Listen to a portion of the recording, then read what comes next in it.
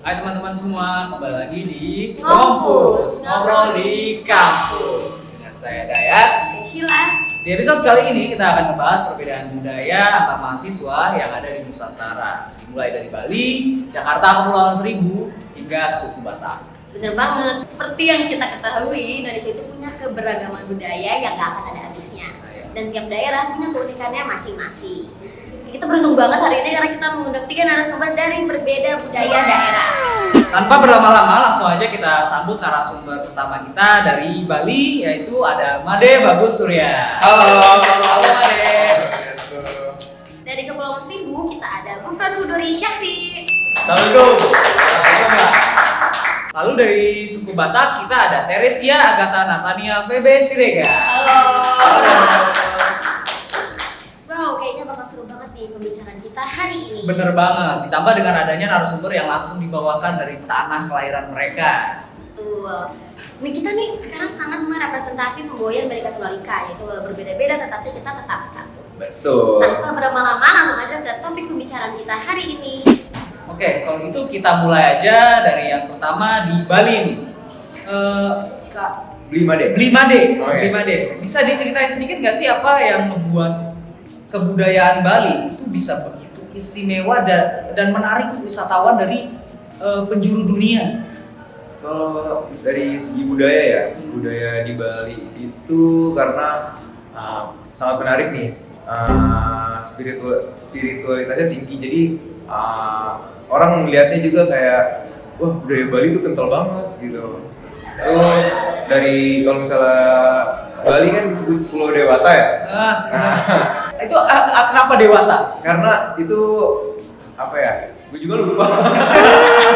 Jadi sebenarnya kalau disebut Pulau Dewata karena budaya Bali di situ kental banget loh. Makanya disebutnya Pulau Dewata. Mungkin ada dewa-dewanya gitu ya? Iya betul. Karena Bali kan kebanyakan mayoritas Hindu ya. Nah jadi dari situlah disebutnya Pulau Dewata. Oh, gitu ceritanya. Wah. Tapi selain menarik di mata bule, Bali itu juga menarik di mata para warga Indonesia lainnya. Iya betul. Kan gue dari sekolah gue study tour ke Bali. Sama. Sama. Enggak, kalau gue kan di Bali. Berarti. Gue kan di Bali. Oh di Bali. Berarti lu setiap mau healing nggak perlu ke Bali karena emang lu udah di Bali ya? Iya betul. Main sononya dia bang. Oh iya, benar sih. Akam sih ya, Betul, Akam si Bali anak saya. kampung sini. Wah luar biasa ya. Nah kalau dari Kepulauan Seribu, gimana nih Bang Gufron? Ada yang unik gak sih dari budaya dan tradisi di Kepulauan Seribu? Pertanyaannya bagus ya. Bismillahirrahmanirrahim. Iya, serius. Jadi kalau untuk dari Kepulauan Seribu sendiri kan ada berbagai macam budaya juga di sana ya. Dari budaya Jawa, maksudnya dari suku Jawa, kemudian dari suku Sunda, terus dari suku Kalimantan. Tapi namanya kita masih bagian dari Jakarta, yang diutamain adalah Betawi. Gitu. Jadi ya budaya mirip-mirip sama Betawi. Kayak gitu. Lebih condong ke Betawi berarti.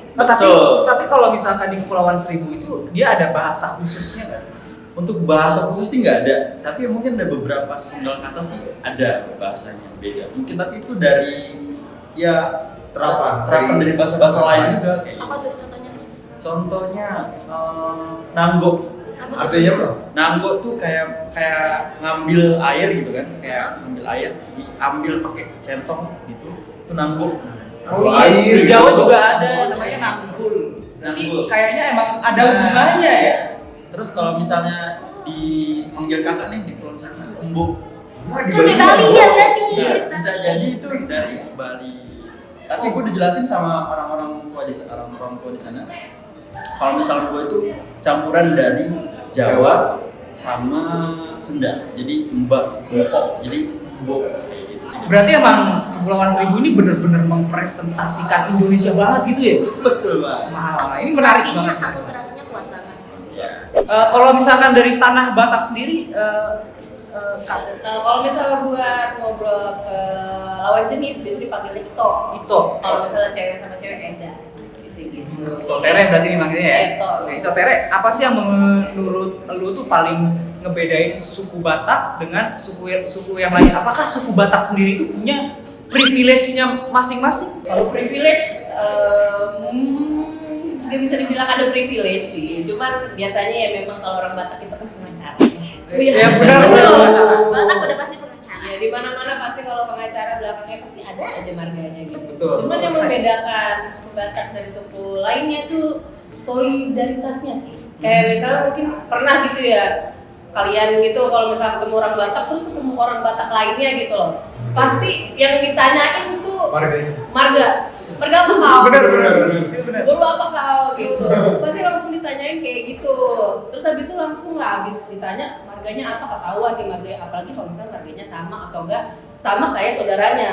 Berarti masih ada ikatan saudara kan? Dicari tahu lagi lah itu. Oh, ini tinggal di mana kau gitu. Habis itu, oh masih tulang ini. Tulang itu om gitu. Panggil aku tulangnya gitu. Tapi Kayak gitu. emang bener ya kalau misalkan orang-orang Batak tuh kayaknya lihai banget gitu kalau ngomong.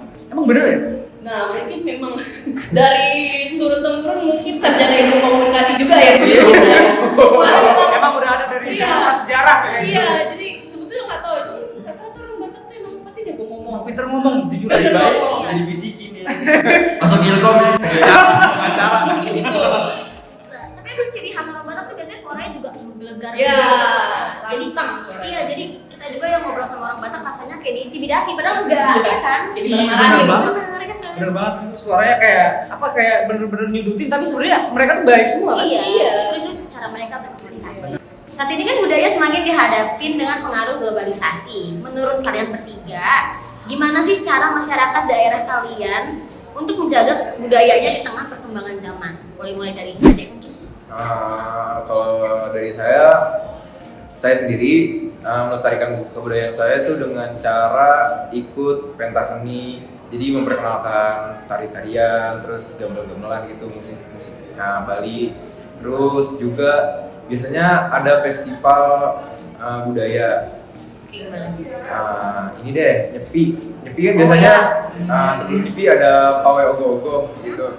Kayak kemarin di UP, Iya. nah itu kita ngarak ogoh-ogoh sepanjang jalan di Berarti itu Universitas Pancasila. yang merayakan itu berarti komunitas. Dari komunitas apa dari pura berarti? Dari Pura. Dari pura. Jadi walaupun jauh dari kampung halaman tetap harus dirayakan semua ya. Iya, gitu.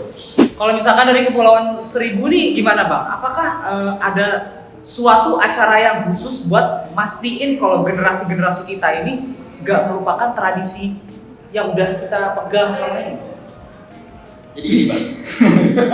Serius? Panas ya? Ya. Tiap tahunnya kita pasti ada acara untuk apa namanya? Pelajar. Itu ada lomba tari.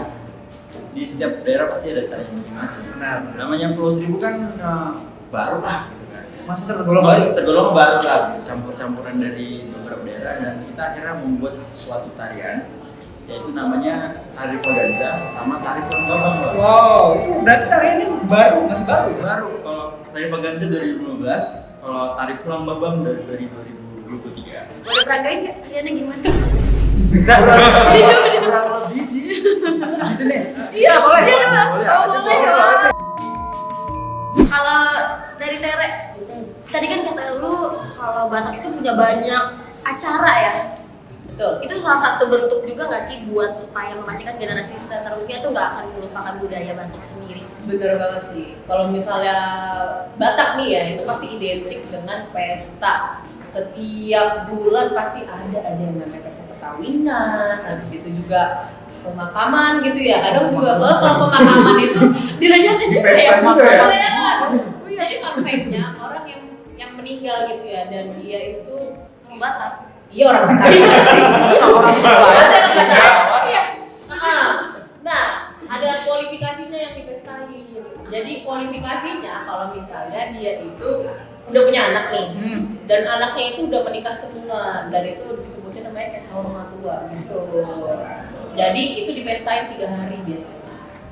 Jadi kita tuh nggak boleh sedih-sedih, istilah kata kita tuh merayakan kalau beliau nih yang sudah meninggal ini dia udah sukses gitu loh. Iya. Udah istilahnya ibaratnya kayak udah ada di samping Tuhan lah gitu. Iya. Ya. Kan Pasti di samping Tuhan. kalau misalkan di Batak kan emang jago debat, itu nggak ada acara-acara debat gitu.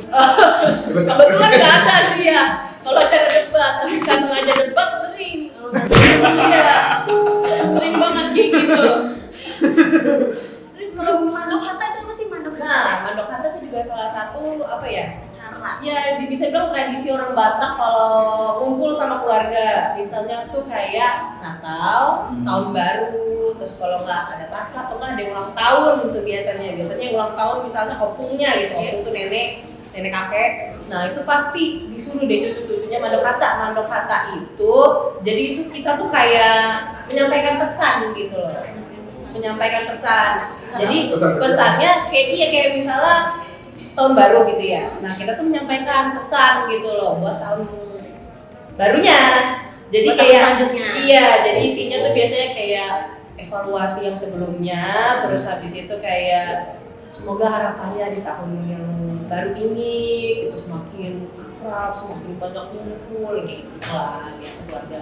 Karena gue lihat dari TikTok itu mandok hatta ada yang dari jam 12 malam sampai jam 5 pagi. Nah, itu banget ya. Sumpah itu lama banget dan pasti ya Gen Z Batak nih.